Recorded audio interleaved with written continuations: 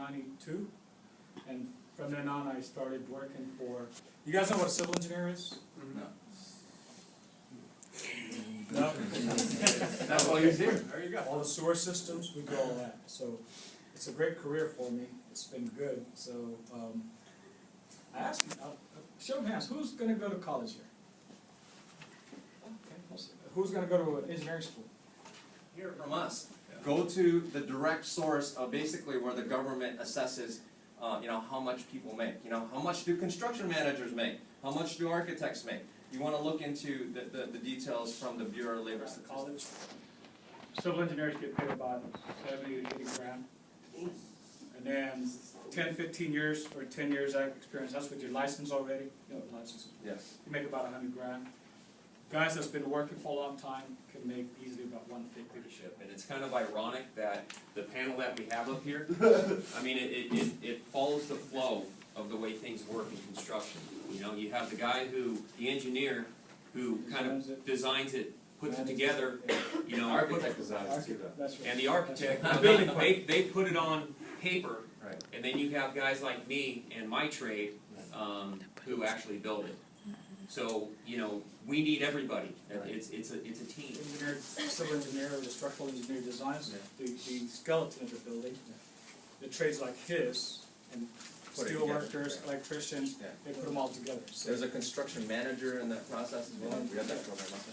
so as a civil engineer, you could be a construction manager, or an architect could be an construction manager also.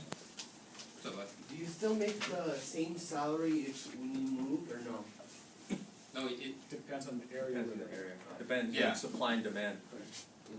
So if there's a lot of sheet metal workers in a specific area and there's less demand there, you'll probably get paid less. If you move into an area where there's a lot of demand and less sheet workers, you're probably going to get a lot more money. Even if you're going to college. Okay, put your hands down. Raise your hand if you love school. Okay. That's all what it is. All right, so let's think about that for a second. So why did so many hands go up for college? Because college gives you what makes it. Without college, it's hard to explain, but I think we're on track. Go ahead. Apprenticeship. It never really got brought up, other than Star Wars movies and all that fun stuff. And so it was kind of like this well-kept secret that just nobody knew about. But in apprenticeship, the reason I go out and I don't spend every day speaking to high school students, but I'm always glad to do it because I think it's important information to give out. What I find is that there's a lot of people that are still trying to find out what they're going to do after high school. And they think, they know, hey, college is a path that people take and it bumps their salary. But I think kind of the message that Chris is giving, the same message I give, is that you really should look up apprenticeship. If you're someone that likes working, with your hands, if you are, if you just find that kind of interests you, you'll be shocked by how much money you can make going into construction.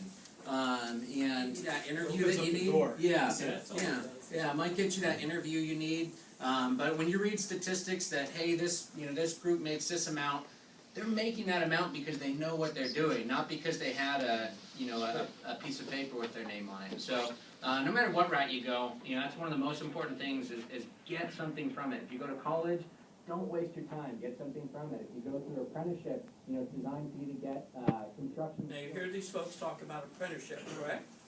I'd be willing to bet you that you wouldn't realize the amount of math required for sheet metal, which is phenomenal. The amount of math which is required for the architectural work, phenomenal. Civil engineering, that's all you probably do, right? Capital employmenters. And the same thing with your apprenticeship program. Carpenters, their most famous saying is, measure it twice, cut it once. So, right, guys? Yeah. Okay. So here again, if you're going to take the route and go to college and you have an idea, be prepared maybe to change your major. If you're going to get out of school and you're going to look for something that'll give you decent money, look into a program similar to this, or look into a school that can provide you a skill, because the skill is what's necessary. First question I asked him was, did you complete high school? Required for your apprenticeship program, correct? Besides the driver's license? Absolutely. All right. The second question I asked him, what was your favorite subject? And it's amazing how many of the kids came out and said math. And I interviewed men and women, math. That's a critical skill to get into something like this, to be successful in whatever you choose. If you need a high school diploma to do that, make sure you get it. If you need a college degree to do that, make sure you get it. If